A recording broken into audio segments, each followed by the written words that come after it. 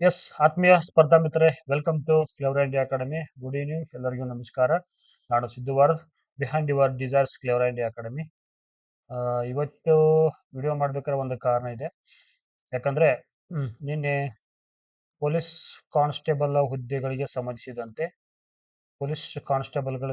ಸಂಬಂಧಿಸಿದಂತೆ ಏನಂದ್ರು ನೋಟಿಫಿಕೇಶನ್ ಆಗಿರ್ತಕ್ಕಂಥ ಒಂದು ವಿಚಾರವನ್ನು ಕೂಡ ನಮಗೆ ಆಲ್ರೆಡಿ ತಿಳಿಸ್ಕೊಟ್ಟಿದ್ದೆ. ಬಟ್ ಇಲ್ಲಿ ಇದನ್ನ ರಿಪೀಟ್ ಮಾಡ್ತಾ ಇದ್ದೀನಿ ಅಂದ್ರೆ, ಇದನ್ನು ಕೂಡ ಕೆಎ ಒಂದು ಪರೀಕ್ಷೆಯನ್ನ ಕಂಡಕ್ಟ್ ಮಾಡ್ತಕ್ಕಂಥ ವಿಚಾರವನ್ನು ಕೂಡ ನಾವು ನೋಟಿಫಿಕೇಶನ್ ಅಲ್ಲಿ ಕಾಣ್ತಾ ಇದ್ದೀವಿ. ಹಾಗಾಗಿ ಈ ಒಂದು ವಿಡಿಯೋದಲ್ಲಿ ಮತ್ತೊಂದು ಪ್ರಮುಖ ವಿಚಾರವನ್ನ ಡಿಸ್ಕಸ್ ಮಾಡಬೇಕಾಗಿತ್ತು. ಯಾಕಂದ್ರೆ ಒಂದು ಅಕ್ಸಾಟ್ ಸಂಘಟನೆಯ ಒಂದು ಟೀಮ್ ಕೂಡ ಇವತ್ತು ಹೈಯರ್ ಎಜುಕೇಶನ್ ಡಿಪಾರ್ಟ್ಮೆಂಟ್ಗೆ ಭೇಟಿ ಕೊಟ್ಟಿತ್ತು. ಆ ಭೇಟಿ ಕೊಟ್ಟ ಸಂದರ್ಭದಲ್ಲಿ ಕೂಡ ಕೆಲವು ವಿಚಾರಗಳನ್ನ ವಿನಿಮಯ ಆದಾದ್ಮೇಲೆ ಮತ್ತು ಮನವಿಯನ್ನು ಕೊಟ್ಟಿರ್ತಕ್ಕಂಥ ಒಂದು ವಿಚಾರವನ್ನು ನೋಡೋದಾದ್ರೆ, ನಾವು ಅಲ್ಲಿ ಏನಾಯ್ತಂದ್ರೆ, ವಿಶೇಷವಾಗಿ ಇವತ್ತಿನ ಒಂದು ವಿದ್ಯಮಾನದಲ್ಲಿ ನಾವು ಅಸಿಸ್ಟೆಂಟ್ ಪ್ರೊಫೆಸರ್ ನೇಮಕಾತಿ ಯಾವಾಗ ಆಗುತ್ತಾ ಅಂತ ಒಂದು ಪಕ್ಕಾ ಭರವಸೆ ಇರ್ತಕ್ಕಂಥ ಒಂದು ಮಾತು ನಮಗಿವೆ. ಯಾಕಂದ್ರೆ ನಾವು ಲಾಸ್ಟ್ ಟೈಮ್ ಹೇಳ್ತಾ ಇದ್ದೆ, ನಾನು ಜೂನ್ ಅಥವಾ ಜುಲೈಯಲ್ಲಿ ನೋಟಿಫಿಕೇಶನ್ ಆಗ್ತಾ ಇದೆ, ದಯವಿಟ್ಟು ಓದ್ರಿ ಅಂತ. ಬಟ್ ಯಾಕೆ ಓದ್ತಾ ಇದ್ದೆ ಅಂತ ಹೇಳ್ತಾ ಇದ್ನಂದ್ರೆ, ನಾವು ಇಲ್ಲಿ ಕೇವಲ 56 ದಿನಗಳ ಮಾತ್ರನ ಈ ಪಿ ಸಿ ನೋಟಿಫಿಕೇಶನ್ ಆಗಿ ಕೆ ಎ ಏನ್ ಮಾಡ್ತೈತೆ ಅಂದ್ರೆ, ಎಕ್ಸಾಮ್ ಡೇಟ್ ಕೂಡ ಅನೌನ್ಸ್ಮೆಂಟ್ ಮಾಡಿತ್ತು. ಯಾವಾಗ ಆಗಸ್ಟ್ 8 2026ರಲ್ಲಿ ಒಂದು ಎಕ್ಸಾಮ್ ಕಂಡಕ್ಟ್ ಮಾಡುತ್ತಾ ಅಂತ ಒಂದು ಡೇಟ್ ಕೂಡ ಒಂದು ಆಲ್ರೆಡಿ ಅನೌನ್ಸ್ಮೆಂಟ್ ಮಾಡಿತ್ತು. ಹಾಗಾಗಿ ಇಲ್ಲಿ ವಿಶೇಷವಾಗಿ ನಾವು ಯಾಕೆ ಅಷ್ಟು ಸೀರಿಯಸ್ ತಗೋಬೇಕು ಅನ್ನೋದನ್ನ ವಿಚಾರ ಹೇಳ್ತೀನಿ ಕೇಳ್ರಿ. ಯಾಕಂದ್ರೆ ನನ್ನ ಒಂದು ಅನಿಸಿಕೆ ಪ್ರಕಾರ ಇವತ್ತಿನ ಒಂದು ವಿದ್ಯಮಾನದಲ್ಲಿ ನೋಡಿದಾಗ ಅಧಿಕಾರಿಗಳು ಕೂಡ ಏನೋ ಆಫೀಸರ್ಸ್ ಕೂಡ ಈ ಒಂದು ಭರವಸೆ ಕೊಟ್ಟಿರ್ತಕ್ಕಂಥ ಒಂದು ವಿಚಾರ ನೋಡೋದಾದ್ರೆ, 2 ಅಥವಾ 3 ತಿಂಗಳ ಒಳಗಾಗಿ ಕಂಪ್ಲೀಟ್ ಒಂದು ಏನದು ನೋಟಿಫಿಕೇಶನ್ ಆಗತ್ತಾ, ಅಸಿಸ್ಟೆಂಟ್ ಪ್ರೊಫೆಸರ್ ಸಂಬಂಧಿಸಿದಂತೆ ನೋಟಿಫಿಕೇಶನ್ ಆಗತ್ತಾ, ನೀವು ಓದ್ರಿ ಅಂತ ಒಂದು ಇದನ್ನ ಕೊಟ್ಟಿರ್ತಕ್ಕಂಥ ಒಂದು ಭರವಸೆಯನ್ನು ಕೊಟ್ಟಿರ್ತಕ್ಕಂಥ ಒಂದು ವಿಚಾರ ನೋಡ್ತೀವಿ. ಎಷ್ಟು 826 ಹುದ್ದೆಗಳಿಗೆ ಸಂಬಂಧಿಸಿದಂತೆ ನೋಟಿಫಿಕೇಶನ್ 2-3 ತಿಂಗಳೊಳಗಾಗಿ ನೋಟಿಫಿಕೇಶನ್ ಆಗುತ್ತಾ, ನೀವು ಆಲ್ರೆಡಿ ತಯಾರಾಗಿರಿ ಅಂತ ಹೇಳ್ತಾರೆ ಅವರು. ಯಾಕಂದ್ರೆ ಇದನ್ನ ಕೆಇಗೆ ಆಲ್ರೆಡಿ ಕೊಟ್ಟಿರ್ತಕ್ಕಂಥ ವಿಚಾರಗಳನ್ನು ಕೂಡ ನಾವು ಕಾಣ್ತಾ ಇದ್ದೀವಿ. ಇಲ್ಲಿ ಇವರು ಏನ್ ಮಾಡ್ತಿದ್ದಾರೆ ಅಂದ್ರೆ, ಅಪ್ಲಿಕೇಶನ್ ಯಾವಾಗ ಸ್ಟಾರ್ಟ್ ಆಗತ್ತಾ ಅದನ್ನ ಡೇಟ್ ಕೂಡ ಅನೌನ್ಸ್ ಮಾಡ್ತಾರೆ. ನೆಕ್ಸ್ಟ್ ಎಕ್ಸಾಮ್ ಯಾವಾಗ ಕಂಡಕ್ಟ್ ಮಾಡ್ತೀವಿ ಅನ್ನೋ ಕೂಡ ಒಂದು ಡೇಟ್ ಕೂಡ ಕೊಡ್ತಿದ್ದಾರೆ ಅವರು. ಎಕ್ಸಾಮ್ ಡೇಟ್ ಕೂಡ ಅಡ್ವಾನ್ಸ್ ಆಗಿ ಕೊಡ್ತಿದ್ದಾರೆ. ಹೀಗಾಗಿ ಇಲ್ಲಿ ನಾವು ಅನ್ಕೊಂಡಿರೋ ಪ್ರಕಾರ ಅಪ್ಲಿಕೇಶನ್ ಹಿಡ್ಕೊಂಡು ಡೇಟ್ ಎಕ್ಸಾಮ್ ಕಂಡಕ್ಟ್ ಮಾಡ್ತಕ್ಕಂಥ ಡೇಟ್ ಅಂದ್ರೆ ಕೇವಲ 60 ದಿನಗಳನ್ನ ಅವರು ಕೊಡ್ತಿದ್ದಾರೆ. ಇಲ್ಲಿ ನೋಡಿ, ಅಂದಾಜು ಒಂದು 60 ದಿನಗಳ ಒಂದು ಮಾಹಿತಿ ಬಂದಿರೋ ಪ್ರಕಾರ ಅಪ್ಲಿಕೇಶನ್ ಹಾಕಿದ ನಂತರ ಕೇವಲ ನಿಮ್ಗೆ 60 ದಿನಗಳು ಮಾತ್ರ ಏನದು ಎಕ್ಸಾಮ್ ಬರೆಯಕ್ಕೆ ಒಂದು ಅವಕಾಶ ಇರುತ್ತೆ. ಅಂದ್ರೆ ಆ ಒಂದು 60 ದಿನ ಒಳಗಾಗಿ ನೀವು ಪ್ರಿಪರೇಷನ್ ಮಾಡ್ಬೇಕಾಗತ್ತೆ ಇಲ್ಲಿ. ಸೊ ಈಗ ಆಫೀಸರ್ ಸೇರಿರ್ತಕ್ಕಂಥ ಒಂದು ವಿಚಾರ ನೋಡಿದ್ರೆ 2 ಅಥವಾ 3 ತಿಂಗಳು ಅಂದ್ರೆ, ನಾವು ಉದಾಹರಣೆಗೆ ಅಂದಾಜು ಒಂದು 90 ದಿನಗಳು ಅನ್ಕೊಳ್ಳೋಣ. ಉದಾಹರಣೆಗೆ 90 ದಿನಗಳು ಅನ್ಕೊಳ್ಳೋಣ. ಈ 90 ದಿನಗಳ ಒಳಗಾಗಿ ನೀವು ಒಂದು ರೌಂಡ್ ಆಲ್ರೆಡಿ ನೀವೇನಂದ್ರ ಸ್ಟಡಿ ಕಂಪ್ಲೀಟ್ ಮಾಡಿರ್ಬೇಕು. ನಿಮ್ದು ಆಪ್ಷನಲ್ ಸಬ್ಜೆಕ್ಟ್ ಅಥವಾ ಈ ನಿಮ್ ಜಿ ಕೆ ಸಿಲೆಬಸ್ ಅನ್ನ ಒಂದ್ ರೌಂಡ್ ಕಂಪ್ಲೀಟ್ ಮಾಡಿರ್ಬೇಕು ನೀವು. ಮಾಡಿ ಆದ್ಮೇಲೆ ಅಂದ್ರೆ ಕಂಪ್ಲೀಟ್ ಇಲ್ಲಿ ಏನಂದ್ರೆ ನಿಮ್ದೇ ಆಗಿರ್ತಕ್ಕಂಥ ಒಂದು ನೋಟ್ಸ್ ಅನ್ನ ರೆಡಿ ಇಟ್ಕೊಂಡಿರ್ಬೇಕು. ಇನ್ ಕೇಸ್ ನಿಮ್ಮ ಹತ್ರ ನೋಟ್ಸ್ ಇಲ್ಲ, ಇದಿಲ್ಲ ಅಂತಂದ್ರೆ, ಅದೆಲ್ಲ ಎಕ್ಸಾಮ್ ಆದಾಗ ಏನಾಗುತ್ತೆ ಅಂದ್ರೆ, ಎಕ್ಸಾಮ್ ನೋಟಿಫಿಕೇಶನ್ ಆದಾಗ ಏನಾಗುತ್ತೆ ಅಂದ್ರೆ ಹೆವಿ ಪ್ರೆಷರ್ ಬಂದ್ಬಿಡುತ್ತೆ ನಿಮ್ಗಲ್ಲಿ. ಎಷ್ಟೋ ಕೇವಲ ಅವರು ಒಂದು ಅಪ್ಲಿಕೇಶನ್ ಡೇಟ್ ಹಿಡ್ಕೊಂಡು ಕೇವಲ 60 ದಿನಗಳು ಮಾತ್ರ ಕೊಡ್ತಕ್ಕ ಸಾಧ್ಯತೆಗಳು ಜಾಸ್ತಿ ಇದಾವೆ. ಇವಾಗ ನೋಡ್ತಕ್ಕಂಥ ಒಂದು ಸಾಧ್ಯತೆಗಳು ನೋಡಿದ್ರೆ 60ರಿಂದ ಒಂದು 80 ದಿನಗಳ ಕಾಲ ನಮ್ಗೆ ಇನ್ನೂ ಉತ್ತಮವಾಗಿ ಪ್ರಿಪರೇಷನ್ ಮಾಡಕ ನಿಮ್ಗೆ ಏನೈತೆ ಅಂದ್ರೆ, ಇಲ್ಲಿ ಒಂದು ಅದ್ಭುತವಾಗಿರ್ತಕ್ಕಂಥ ಸಮಯವನ್ನು ನಿಮ್ಮ ಹತ್ರ ಇದೆ. ಇಲ್ಲಿಗ ಈ ಸಮಯ ಇದೆ. ಒಂದು 60ರಿಂದ 70 ದಿನಗಳ ಒಳಗಾಗಿ ನೀವೇನ್ ಮಾಡ್ಬೇಕಂದ್ರೆ, ಅಟ್ಲೀಸ್ಟ್ ಆಪ್ಷನಲ್ ಸಬ್ಜೆಕ್ಟ್ ಒಂದ್ ರೌಂಡರ ಓದ್ಕೊಂಡಿರ್ಬೇಕು. ನಾವು ಏನು ಇವತ್ತರೆಗೂ ಕೂಡ ಆಪ್ಷನಲ್ ಸಬ್ಜೆಕ್ಟ್ ಮುಟ್ಟಿಲ್ಲ ಅಂದ್ರೂ ಕೂಡ ನೀವು 60ರಿಂದ 80 ದಿನಗಳ ಒಳಗಾಗಿ ನಿಮ್ ಸಬ್ಜೆಕ್ಟ್ ಅನ್ನ ನೀವು ಕವರ್ ಮಾಡ್ಬೋದು. ನಾನು ಯಾಕಿಷ್ಟು ಒತ್ತಿ ಕೊಟ್ಟು ಹೇಳ್ತಾ ಇದ್ನಂದ್ರೆ, ಇಲ್ಲಿ ಇವತ್ತಿನ ಒಂದು ನಡೆದಿರ್ತಕ್ಕಂಥ ಒಂದು ವಿಚಾರವನ್ನು ನೋಡೋದಾದ್ರೆ, ಅತ್ಯುತ್ತಮವಾಗಿರ್ತಕ್ಕಂಥ ಮತ್ತು ಅಧಿಕೃತವಾಗಿರ್ತಕ್ಕಂಥ ಒಂದು ಭರವಸೆ ಮತ್ತು ಮಾಹಿತಿ ಸಿಕ್ಕಿರೋ ಅನುಸಾರವಾಗಿ ನಾವು ನೋಟಿಫಿಕೇಶನ್ ಆದ ಹೆಚ್ಚು ಕಮ್ಮಿ 120 ಡೇಸ್ ಒಳಗಾಗಿ ಅವರು ಕಂಪ್ಲೀಟ್ ಮಾಡ್ತಾರೆ. ಅಂದ್ರೆ ನನ್ನ ಒಂದು ಅನಿಸಿಕೆ ಪ್ರಕಾರ ಈ 2026 ಒಳಗಾಗಿ ನೋಟಿಫಿಕೇಶನ್ ಕಂಪ್ಲೀಟ್ ಮಾಡತಕ್ಕ ಸಾಧ್ಯತೆಗಳು ಜಾಸ್ತಿ ಇದಾವ. ಹಾಗಾಗಿ ತಾವುಗಳು ಕೂಡ ಏನ್ ಮಾಡ್ಬೇಕಂದ್ರೆ, ಅಸಿಸ್ಟೆಂಟ್ ಪ್ರೊಫೆಸರ್ ಯಾರು ನೀವು ಸೀರಿಯಸ್ ಆಗಿ ಓದ್ತಾ ಇದ್ದಿಲ್ಲ ಅವ್ರಿಗೆ ಮಾತ್ರ ಹೇಳ್ತಾ ಇದೀನಿ. ಕೆಲವೊಬ್ರು ಏನ್ರಿ ಎಲ್ಲಿದ ಮಾಹಿತಿ ಬಂದಿದೆ ಏನು ಅಂತ ಕೇಳ್ತಾ ಇರ್ತೀರಿ ನೀವು. ಬಟ್ ಎಲ್ಲವೂ ಕೂಡ ಅಧಿಕೃತವಾಗಿ ಅಧಿಕಾರಿಗಳು ಮಾಹಿತಿಗಳನ್ನ ನಿಮ್ಗೆ ಅಧಿಕೃತ ಲೆಟರ್ ಅಲ್ಲಿ ಬರೆದು ಕೊಡಕ್ ಸಾಧ್ಯ ಆಗಂಗಿಲ್ಲ. ಬಟ್ ಅವ್ರಲ್ಲಿ ಬಂದಿರತಕ್ಕಂತ ಮಾಹಿತಿಯನ್ನ ನಾವು ಮೌಖಿಕವಾಗಿ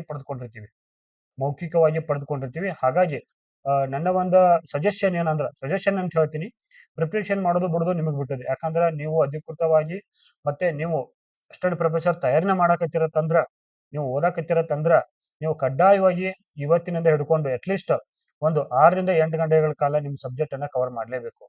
ಟೋಟಲ್ ಓವರ್ ಆಲ್ ಸಿಲೆಬಸ್ ಅಲ್ಲಿ 6 ರಿಂದ 8 ಗಂಟೆಗಳ ಕಾಲ ಸ್ಟಡಿ ಮಾಡಲೇಬೇಕು.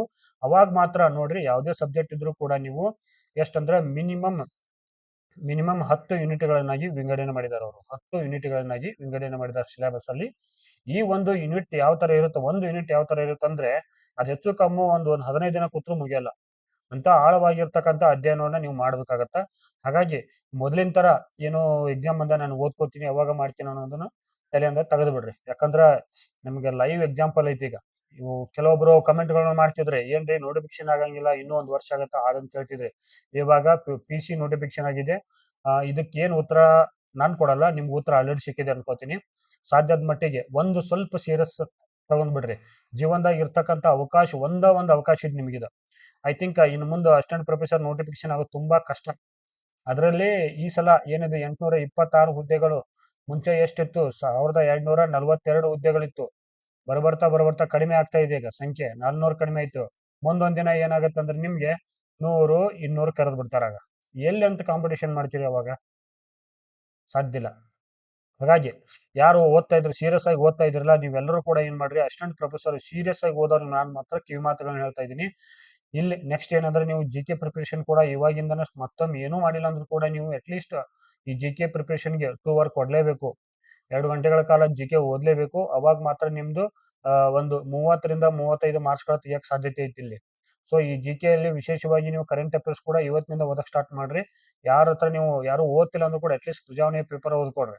ಇಲ್ಲ ನಾನು ಪ್ರಜಾವಾಣಿ ಪೇಪರ್ ಓದಕ್ ಆಗ್ಲಿ ಅಂದ್ರೆ ಕೂಡ ನೀವು ಅಟ್ಲೀಸ್ಟ್ ಈ ಸ್ಪರ್ಧಾ ವಿಜೇತ ಮ್ಯಾಗ್ಜಿನರ್ ತಗೊಳ್ರಿ, ಇಲ್ಲಾಂದ್ರೆ ಸ್ಪರ್ಧಾ ಅರಿವರ್ ಮ್ಯಾಗ್ಜಿನರ್ ತಗೊಳ್ರಿ. ಎರಡರಾಗ ಯಾವ್ದಾರ ಒಂದು ಮ್ಯಾಗ್ಜಿನರ್ ಅಟ್ಲೀಸ್ಟ್ ತಿಂಗಳದಾಗ ಒಂದು ತೆಗೆದುಕೊಂಡು ಓದ್ಕೊಡ್ರಿ. ಯಾಕಂದ್ರೆ ಅಟ್ಲೀಸ್ಟ್ ನಮ್ಮ ಹತ್ರ ಸೋರ್ಸ್ ಇರಬೇಕು. ಅದರಲ್ಲಿ ಕರೆಂಟ್ ಅಫೇರ್ಸ್ ಸಂಬಂಧಪಟ್ಟಂತೆ ರಿಲೇಟೆಡ್ ಕ್ವಶನ್ಸ್ ಗಳು ಕೇಳ್ತಾ ಇರ್ತಾರ. ನಿಮ್ಮ ಹತ್ರ ಸೋರ್ಸ್ ಇರಬೇಕು. ಇಲ್ಲಿ ಹೆಚ್ಚು ಕಮ್ಮಿ ಸ್ವಲ್ಪ GKನೂ ಕೂಡ ಕವರ್ ಆಗ್ತಾ ಇರ್ತೈತಿ. ಅದಕ್ಕಾಗಿ ನಿಮ್ಮ ಪ್ರಿಪರೇಷನ್ ಮತ್ತೊಮ್ಮೆ ರೀಸ್ಟಾರ್ಟ್ ಕೊಡ್ರಿ ಅದಕ್ಕೆ. ಸೊ ಇನ್ನ ಸಬ್ಜೆಕ್ಟ್ ಯಾವ ತರ ಕವರ್ ಮಾಡ್ಬೇಕು ಅನ್ನೋದು ಕೂಡ ಇಲ್ಲಿ ಹೇಳ್ಕೊಡ್ತೀನಿ ನೋಡ್ರಿ. ಸ್ವಲ್ಪ ಏನಂದ್ರ ಒಂದು ಟಾಪಿಕ್ ಐತಿ ಅಂದ್ರೆ, ಉದಾಹರಣೆ ಹೇಳ್ಬೇಕಂದ್ರೆ ನಿಮ್ಗೆ ನಮ್ದೇ ಸಬ್ಜೆಕ್ಟ್ ತಗೋತೀನಿ, ಹಿಸ್ಟ್ರಿ. ಇಲ್ಲಿ ಹಿಸ್ಟ್ರಿ ಯೂನಿಟ್ 1 ಅಲ್ಲಿ ನಾವು ಏನ್ ಮಾಡ್ತಾ ಇದೀವಿ ಅಂದ್ರೆ, ಯೂನಿಟ್ 1 ಅಲ್ಲಿ ಹೆಚ್ಚು ಕಮ್ಮಿ ಒಂದರಲ್ಲಿ ವಿಶೇಷವಾಗಿ ಒಂದು ಟಾಪಿಕ್ ಅಲ್ಲಿ ಒಂದು ಯೂನಿಟ್ ಅಲ್ಲಿ ನಾವು ಎಲ್ಲಿವರೆಗೆ ಓದ್ತಾ ಇದ್ದೀವಿ ಅಂದ್ರೆ, ವಿಶೇಷವಾಗಿ ಇಲ್ಲಿ ಫ್ರೀ ಹಿಸ್ಟ್ರಿ ಹಿಡ್ಕೊಂಡು ಇಂಡಸ್ ವ್ಯಾಲಿ ಸಿವಿಲೈಸೇಷನ್, ಕೆಲವೊಂದು ಮತ್ತೆ ಇಲ್ಲಿ ಬುದ್ಧಿಸಮ್, ಜೈನಿಸಮ್ ಓದ್ತಾ ಇರ್ತೀವಿ. ಬಟ್ ಏನಂದ್ರೆ ಒಂದ್ ಯೂನಿಟ್ ಅನ್ನ ನಾವ್ ಏನ್ ಮಾಡ್ಬೇಕಂದ್ರೆ ಅಟ್ಲೀಸ್ಟ್ ಅದನ್ನ ಡಿವೈಡ್ ಮಾಡ್ಕೋಬೇಕು. ಇಲ್ಲಿ ವಿಶೇಷವಾಗಿ ಡಿವೈಡ್ ಮಾಡ್ಕೋಬೇಕು. ಒಂದ್ ಯೂನಿಟ್ ಅಂದ್ರೆ ನೋಡಿ, ಈಗ ಇಂಡಸ್ ವ್ಯಾಲಿ ಸಿವಿಲೈಸೇಷನ್ ಅಂದ್ರೆ ಅದು ಒಂದ್ ದಿನ ಸಪ್ರೇಟ್ ತೆಗೆದಿಡ್ಬೇಕು. ನೀವು ಇಲ್ಲಿ ಒಂದ್ ದಿನ ಸಪ್ರೇಟ್ ತೆಗೆದಿಡ್ಬೇಕು.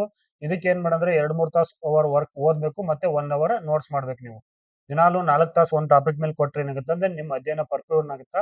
ಇಲ್ಲಿ ವಿಶೇಷ ಏನಂದ್ರೆ ಮತ್ತೆ ನೀವು ನೋಟ್ಸ್ ಮಾಡ್ತಾ ಹೋಗ್ತಿರ್ತಾರಲ್ಲ, ಇದು ಇಲ್ಲಿ ಹೆಲ್ಪ್ ಆಗುತ್ತೆ ಅಂದ್ರೆ ನಿಮಗೆ ರಿವಿಷನ್ ಹೆಲ್ಪ್ ಆಗುತ್ತೆ. ಇಲ್ಲಿ ರಿವಿಷನ್ ಹೆಲ್ಪ್ ಆಗುತ್ತೆ. ಹಾಗಾಗಿ ಏನೇ ಒಂದು ಯೂನಿಟ್ ಇದ್ರ ಅದನ್ನ ನಾವು ಒಂದು ವಾರದ ಒಂದು ಯೂನಿಟ್ ಅಂದ್ರೆ ಒಂದು ಟಾಪಿಕ್ ಅನ್ನ ನಮ್ ಆಸ್ ಪರ್ ಸಿಲೆಬಸ್ ಪ್ರಕಾರ ಒಂದು ಟಾಪಿಕ್ ಅನ್ನ ಒಂದು ವಾರದಲ್ಲಿ ಕವರ್ ಮಾಡಕ್ ಪ್ರಯತ್ನ ಮಾಡ್ರಿ.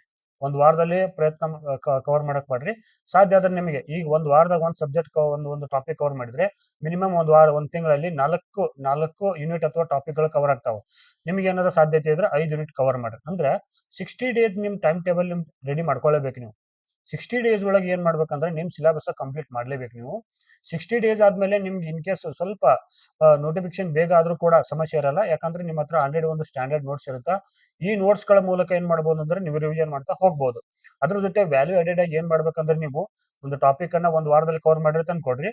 ಅದ್ರ ಜೊತೆ ಅಲ್ಟರ್ನೇಟಿವ್ ಆಗಿ ಏನ್ ಮಾಡ್ಬೇಕಂದ್ರೆ PYQ ಸಾಲ್ವ್ ಮಾಡ್ತಾ ಇರ್ಬೇಕು. PYQ ಸಾಲ್ವ್ ಮಾಡ್ತಾ ಇರಬೇಕು. ಯಾಕಂದ್ರೆ ಆಯಾ ಟಾಪಿಕ್ ರಿಲೇಟೆಡ್ ಕ್ವಶನ್ಸ್ ಬಂದಾಗ ಏನಾಗುತ್ತೆ ಅಂದ್ರೆ, ಉದಾಹರಣೆಗೆ ಹೇಳ್ಬೇಕಂದ್ರೆ ಇಲ್ಲಿ ಬುದ್ಧಿಸಮ್ ಮೇಲೆ ಅನ್ಕೊಡ್ರಿ. ಬುದ್ಧಿಸಮ್ ನೀವು ಟಾಪಿಕ್ ಓದ್ತಾ ಇದ್ರಿ ಅನ್ಕೊಡ್ರಿ. ಇಲ್ಲಿ ಏನ್ ಕೇಳ್ತಾರಂದ್ರ, ಈ ಕೆಳಗಿನ ಯಾರನ್ನು ಫ್ಯೂಚರ್ ಬುದ್ಧ ಅಂತ ಕರಿತಾರೆ ಅಂದ್ರೆ ಭವಿಷ್ಯದ ಬುದ್ಧ ಅಂತ ಕರಿತಾ ಅಂತ ಕೇಳ್ತಿದ್ರು ಪ್ರಶ್ನೆ ಅನ್ಕೊಡ್ರಿ. ಮೈತ್ರೇಯಿ ಈ ತರ ಕ್ವಶನ್ಸ್ ಬಂದಿರ್ತದೆ. ಇದನ್ನ ಏನ್ ಮಾಡ್ಬೇಕಂದ್ರೆ ನೀವು ಬುದ್ಧಿಸಮ್ ಟಾಪಿಕ್ ಅಲ್ಲಿ ಹೋಗಿ ಆಡ್ ಮಾಡ್ತಾ ಹೋಗ್ಬೇಕು. ಸೊ ಈ ತರ ಪ್ರೀವಿಯಸ್ ಇರ್ತಕ್ಕಂಥ ಕ್ವಶನ್ಸ್ ಗಳನ್ನು ಕೂಡ ನೀವು ಓದ್ತಕ್ಕಂತ ಮತ್ತು ಬರೆದಿರ್ತಕ್ಕಂಥ ನೋಟ್ಸ್ ಗಳಿಗೆ ಆಡ್ ಮಾಡ್ತಾ ಹೋದಾಗ ಏನಾಗುತ್ತೆ ಅಂದ್ರೆ ನಿಮಗೆ ಕ್ಲಾರಿಟಿ ಸಿಗುತ್ತೆ. ಹೌದು, ಈ ತರ ಪ್ರಶ್ನೆ ಬಂದಿತ್ತು, ನಾನು ಇದ್ರ ಮೇಲೆ ಕಾನ್ಸಂಟ್ರೇಷನ್ ಮಾಡ್ಬೇಕು, ಅಥವಾ ಇದೇ ಮಾದರಿ ಪ್ರಶ್ನೆ ಕೂಡ ನಮ್ಗೆ ಬರುತ್ತಂತ ಒಂದು ಕ್ಲಾರಿಟಿ ಬರುತ್ತೆ. ಹಾಗಾಗಿ ಏನ್ ಮಾಡ್ಬೇಕಂದ್ರೆ PYQ ಮೇಲೆ ಕೂಡ ಸಾಲ್ವ್ ಮಾಡ್ಬೇಕು. ಮತ್ತೆ ಇನ್ನೊಂದು ಇಲ್ಲಿ ಸೀರಿಯಸ್ ಮ್ಯಾಟರ್ ಹೇಳ್ತ ನೋಡ್ರಿ ಇದು. ಇದನ್ನ ಎಷ್ಟು ಜನ ಜಾರಿಗೆ ತರ್ತಿರೋ ಬಿಡ್ತಿರೋ ಗೊತ್ತಿಲ್ಲ. ಬಟ್ ನನ್ನ ಒಂದು ಕೆಲಸ ಏನಂದ್ರೆ ಮಾರ್ಗದರ್ಶನ ಮಾಡೋದು. ಅದಕ್ಕಾಗಿ ಇಲ್ಲೊಂದು ಸಜೆಷನ್ ಕೊಡ್ತೀನಿ ನಿಮ್ಗೆ. ಏನು ಅಂದ್ರೆ ವಿಶೇಷವಾಗಿ ಆಪ್ಷನಲ್ ಸಬ್ಜೆಕ್ಟ್ ಹೇಳ್ತೀನಿ ನೋಡ್ರಿ ನಾನು. ಆಪ್ಷನಲ್ ಸಬ್ಜೆಕ್ಟ್ಗಳು ಎಲ್ಲಾ ಸಬ್ಜೆಕ್ಟ್ಗಳಿಗೆ ಉದಾಹರಣೆಗೆ ಹೇಳ್ತಾ ಇದ್ದೀನಿ ಇದು ನಾನು. ಕೇವಲ ಒಂದೇ ಸಬ್ಜೆಕ್ಟ್ ಅಂತ ಅನ್ಕೋಬೇಡಿ. ಉದಾಹರಣೆಗೆ ಹೇಳ್ಬೇಕಂದ್ರೆ ನಾವಿಲ್ಲಿ ಆಪ್ಷನಲ್ ನಾನು ಯಾವ್ದು ತಗೋತೀನಿ ಅಂದ್ರೆ ಪೊಲಿಟಿಕಲ್ ಸೈನ್ಸ್ ತಗೋತೀನಿ. ಇಲ್ಲಿ ಪೊಲಿಟಿಕಲ್ ಸೈನ್ಸ್ ತಗೋತೀನಿ. ಪೊಲಿಟಿಕಲ್ ಸೈನ್ಸ್ ತಗೋತೀನಿ. ನೀವ್ ಏನ್ ಮಾಡ್ತಾ ಇರ್ತೀರ ಅಂದ್ರೆ ಓದ್ತಾ ಓದ್ತಾ ಸುಮ್ನೆ ಟೈಮ್ ಅನ್ನ ಕಾಲಹರಣ ಮಾಡ್ತಿರ್ತೀರಿ. ಬಟ್ ನೀವು ಯಾರು ಸೀರಿಯಸ್ ಆಗಿ ಓದ್ತಾ ಇದ್ದಿಲ್ಲ ಅಂತವ್ರಿಗೆ ಮಾತ್ರ ಹೇಳ್ತಾ ಇದ್ದೀನಿ. ಸೀರಿಯಸ್ ಆಗಿ ಓದೋರು ಮಾತ್ರ ಕೇಳ್ಕೊಡ್ರಿ ಇದನ್ನು. ಇಲ್ಲಿ ಏನಾಗುತ್ತೆ ಅಂದ್ರೆ ನೀವು ವಾರದಲ್ಲಿ ಒಂದು ಮಿನಿಮಮ್ ಏನಂದ್ರೆ ನಿಮಗೆ ಆನ್ಲೈನ್ ನಲ್ಲಿ ಸಾಕಷ್ಟು ಕ್ವಶನ್ ಪೇಪರ್ಗಳು PDF ಸಿಕ್ಕೇ ಸಿಗ್ತಾವೆ ನಿಮಗೆ. ಯಾರು ರೆಡಿ ಮಾಡಿ ಕೊಟ್ಟಿರೋದು ಬೇಡ, ಯಾವ ಸಂಸ್ಥೆಯವರು ಕೊಟ್ಟಿರೋದು ಬೇಡ. ಇನ್ ಕೇಸ್ ನಿಮ್ಮ ಹತ್ರ ದುಡ್ಡು ಇಲ್ಲದು ಪರ್ಚೇಸ್ ಮಾಡೋದನ್ನು ಬೇಡ. ಈಗ ಏನ್ ಮಾಡ್ರಿ ಅಂದ್ರ ಆನ್ಲೈನ್ ನಲ್ಲಿ ಇರ್ತಕ್ಕಂತ ಅಥವಾ ಕೆ ಸೆಟ್ ಅಥವಾ ಈ KE ವೆಬ್ಸೈಟ್ ಹೋಗ್ರಿ. ಇಲ್ಲಾಂದ್ರೂ ಕೂಡ ನೀವ್ ಏನ್ ಮಾಡ್ರಿ, previous year political science question paper for K set ಅಂತ ಹೊಡೀರಿ. Political science for K set ಅಂತ ಸರ್ಚ್ ಕೊಡ್ರಿ. ಅದು ಯಾವ್ದಾರ ಒಂದು ವೆಬ್ ಲಿಂಕ್ ಕೊಟ್ಟಿರ್ತೈತೆ ಅಲ್ಲಿ. ಅವುಗಳನ್ನ ಮಾಡಿ ಡೌನ್ಲೋಡ್ ಮಾಡ್ಕೊಂಡು ಏನ್ ಮಾಡ್ರಿ ಅಂದ್ರೆ ಯಾವುದೇ ಕಾರಣಕ್ಕೂ ಮೊಬೈಲ್ ಮತ್ತೆ ಟ್ಯಾಬ್ ಕಂಪ್ಯೂಟರ್ಗಳಲ್ಲಿ ಓದ್ಕೊಳಕ್ ಹೋಗ್ಬೇಡ್ರಿ. ಅವುಗಳನ್ನ ಏನ್ ಮಾಡ್ರಿ ಸಾಧ್ಯದ ಮಟ್ಟಿಗೆ PDF ರೂಪ ಇರ್ತಾವಲ್ಲ ಅವುಗಳನ್ನ ಪ್ರಿಂಟ್ ತಗೊಳ್ರಿ. ಪ್ರಿಂಟ್ ತಗೊಂಡ್ ಏನ್ ಮಾಡ್ಬೇಕಂದ್ರ ನೀವು ಪ್ರಿಂಟ್ ತಗೊಂಡ್ ಏನ್ ಮಾಡ್ಬೇಕಂದ್ರ ವಿಶೇಷವಾಗಿ ನೀವು ಎಕ್ಸಾಮ್ ಹೋಗ್ತೀನಿ ಅಂತ ಅನ್ಕೊಡ್ರಿ. ಎಕ್ಸಾಮ್ ಈಗ ಒಂದು PDF ಅನ್ನ ನೋಡ್ರಿ. 2025 ಒಂದು ಕ್ವಶನ್ ಪೇಪರ್ ಅನ್ನ ನೀವೇನ್ ಮಾಡಿರ್ತೀರಿ ಪ್ರಿಂಟ್ಔಟ್ ತಗೊಂಡ್ ಬಂದಾದ್ಮೇಲೆ ಒಂದು ಸೀರಿಯಸ್ ಅನ್ಕೊಡ್ರಿ. ಸೀರಿಯಸ್ ಟೈಮ್ ಅನ್ನೋದು ಡೈಲಿ ದಿನದಲ್ಲಿ ಒಂದು ಸೀರಿಯಸ್ ಟೈಮ್ ಅಂತೇಳಿ ಬರ್ದಿಟ್ಕೊಡ್ರಿ. ನಿಮ್ದೇ ಅದೊಂದು ಸೀರಿಯಸ್ ಟೈಮ್ ಅಂತ ಒಂದು ಬರ್ದಿಟ್ಕೊಡ್ರಿ. ಇದಕ್ಕೆ ಡೈಲಿ 2 ಅವರ್ ತೆಗೆದಿಡ್ರಿ. ಸೀರಿಯಸ್ ಟೈಮ್ ಅಂತ ಬರ್ದಿಟ್ಕೊಡ್ರಿ. ಅಥವಾ ಇದು ನನ್ನ ಭವಿಷ್ಯದ ಟೈಮ್ ಅಂತ ಅನ್ಕೊಬಿಡ್ರಿ. ಭವಿಷ್ಯದ ಫ್ಯೂಚರ್ ಟೈಮ್ ಬಂದ್ಕೊಂಡ್ಬಿಟ್ಟು ನೀವೇನ್ ಮಾಡಿ ತೆಗೆದಿಡ್ರಿ. ಈ ವಾರದಲ್ಲಿ ಅಟ್ಲೀಸ್ಟ್ ಒಂದು ಕ್ವಶನ್ ಪೇಪರ್ ಏನ್ ಪ್ರಿಂಟ್ಔಟ್ ತಗೊಂಡ್ ಬಂದಿರ್ತಿರಲ್ಲ, ಒಂದು ಕ್ವಶನ್ ಪೇಪರ್ ಅನ್ನ ಇದನ್ನ ಮಿನಿಮಮ್ ನಮ್ದು ಏನಂದ್ರೆ ಒಂದು ಕ್ವಶನ್ ಪೇಪರ್ ಅಂದ್ರೆ ಉದಾಹರಣೆ ಅನ್ಕೋಣ. ಈಗ 2 ಗಂಟೆ ಅನ್ಕೊಳ್ಳಿ ನಾವು. 2 ಗಂಟೆ ಪೇಪರ್ ಐತೆ ಅನ್ಕೊಳ್ಳೋಣ. ಈ 2 ಗಂಟೆಗಳ ಕಾಲ ಒಂದ್ ಕೆಲಸ ಮಾಡ್ಬೇಕು, ಮೊಬೈಲ್ ಸ್ವಿಚ್ ಆಫ್ ಮಾಡಿಡ್ಬೇಕು. ನೆಕ್ಸ್ಟ್ ಏನಂದ್ರೆ ಮನೆಯಲ್ಲಿರ್ತಕ್ಕಂಥ ಕೆಲಸ ಕಾರ್ಯಗಳನ್ನ ಆಲ್ರೆಡಿ ಮಾಡಿ ಮುಗಿಸ್ಕೊಂಡ್ಬಿಡ್ರಿ. ಅವನ್ನೆಲ್ಲ ಒಂದ್ಸಲ ನಾನು ಕ್ವಶನ್ ಪೇಪರ್ಗೆ ಎಕ್ಸಾಮ್ಗೆ ಹೋಗ್ತಾ ಇದ್ದೆ ಅಂತ ಅನ್ಕೊಂಡ್ಬಿಡ್ರಿ. ಎಕ್ಸಾಮ್ಗೆ ಹೋಗ್ತಾ ಇದ್ದೆ ಅಂತ ಮನಸ್ಥಿತಿ ಬೆಳೆಸ್ಕೊಂಡ್ಬಿಡ್ರಿ. ಇವತ್ತು ನಂದು ಎಕ್ಸಾಮ್ ಇದೆ ಎಂಬ ಒಂದು ಮನಸ್ಥಿತಿ ಬೆಳೆಸ್ಕೊಡ್ರಿ. ಫಸ್ಟ್ ಮನಸ್ಥಿತಿಯಿಂದ ಬೆಳೆಸ್ಕೊಡ್ರಿ. ಇಲ್ಲಿ ಬೆಳೆಸ್ಕೊಂಡು ಆದ್ಮೇಲೆ ಏನ್ ಮಾಡ್ಬೇಕಂದ್ರೆ ನೀವು ವಾರದಲ್ಲಿ ಒಂದು ಕ್ವಶನ್ ಪೇಪರ್ನ ಸಾಲ್ವ್ ಮಾಡ್ಲೇಬೇಕು. ವಾರದಲ್ಲಿ ಅದನ್ನ ಏನ್ ಮಾಡ್ಬೇಕಂದ್ರೆ ನೀವು ಎಕ್ಸಾಮ್ ಇವತ್ತೈತಿ, ನಾನು ಎಕ್ಸಾಮ್ ಅಟೆಂಡ್ ಮಾಡ್ತಾ ಇದ್ದೀನಿ ಅಂತ ಒಂದು ವಿಚಾರನ ತಲೆಯಲ್ಲಿ ಬೆಳೆಸ್ಕೋಬೇಕು. ಆ ಒಂದು 2 ಗಂಟೆಗಳ ಕಾಲ ಒಂದೇ ಒಂದು ನಿಮಿಷ ಅಡ್ವಾನ್ಸ್ ಆಗಿ ನೀವು ಆ ಕ್ವಶನ್ ಪೇಪರ್ ಅನ್ನ ಸಾಲ್ವ್ ಮಾಡಿ ತೆಗೆದಿಡುವಂತಿಲ್ಲ. 2 ಗಂಟೆಗಳ ಕಾಲ ಇಡಬೇಕು. 2 ಗಂಟೆಗಳಕ್ಕಿಂತ ಮೊದಲು 2 ಗಂಟೆ ಟೈಮ್ ಹಚ್ಕೊಂಡು ಅದನ್ನ ಕಂಪ್ಲೀಟ್ ಮಾಡ್ಬೇಕು. ಅಲ್ಲೇನಂದ್ರ ಈ ಮಧ್ಯದಲ್ಲಿ ನಾನು ಟೀ ಕುಡಿಯಕ್ ಹೋದೆ, ನೀರ್ ಕುಡಿಯಕ್ ಹೋದೆ, ಅವ್ರು ಕರೆದ್ರು, ಫೋನ್ ಬಂತು, ಅದು ಬಂತು, ಇಲ್ಲ. ಕಂಪ್ಲೀಟ್ 2 ಗಂಟೆಗಳ ಕಾಲ ಆ ಟೆಸ್ಟ್ ಅನ್ನು ಅಟೆಂಡ್ ಮಾಡ್ಲೇಬೇಕು. ನಿಮ್ ಮನೆಯಲ್ಲೇ ಕೂತ್ಕೊಂಡು ಒಂದು ಸೀರಿಯಸ್ ಅಟೆಂಪ್ಟ್ ಮಾಡಿ ಒಂದು OMR ಶೀಟ್ ಅನ್ನು ತೆಗೆದುಕೊಳ್ಳಿ. ಇಲ್ಲಾಂದ್ರೆ ಬ್ಲಾಂಕ್ ಪೇಪರ್ ಅಲ್ಲಿ ಬರೆದು 1 2 3 2 ಅಪ್ ಟು 100 ತನಕ ಬರ್ದಿಟ್ಟು ಅದನ್ನ ಪ್ರತಿ ಆಪ್ಷನಲ್ ಸಬ್ಜೆಕ್ಟ್ ಕೇಳ್ತಾ ನೋಡ್ರಿ, ಸೀರಿಯಸ್ ಆಗಿ ತಗೊಳ್ರಿ. ಇದನ್ನ ಆಪ್ಷನಲ್ ಸಬ್ಜೆಕ್ಟ್ ಅನ್ನ ನೀವು ಪ್ರತಿ ವೀಕ್ ಅಟೆಂಡ್ ಮಾಡಿ. ಇಲ್ಲಿ ಏನಾಗತ್ತಂದ್ರ ನೀವು ಎಂದೂ ಓದಿಲ್ಲ ಅಂದ್ರೂ ಕೂಡ ಒಂದು ಸಲ ಈ 100 ಕ್ವಶನ್ಗಳ ಮೇಲೆ ನಿಮ್ಮ ಕಣ್ಣು ಹಾಯಿಸಿದ ಮೇಲೆ ಏನಾಗತ್ತಂದ್ರ ನಾನು ಓದಿದ್ದೀನ ಅಥವಾ ಓದ್ಬೇಕಾ, ಅಥವಾ ನಾನು ಎಲಿಜಿಬಲ್ ಇದ್ದೀನ ಅಥವಾ ಇನ್ಎಲಿಜಿಬಲ್ ಇದ್ದೀನ, ಅಥವಾ ನಾನು ಏನ್ ಮಾಡ್ಬೇಕು ಅನ್ನೋದು ಐಡಿಯಾ ಬರುತ್ತೆ ಇಲ್ಲಿ.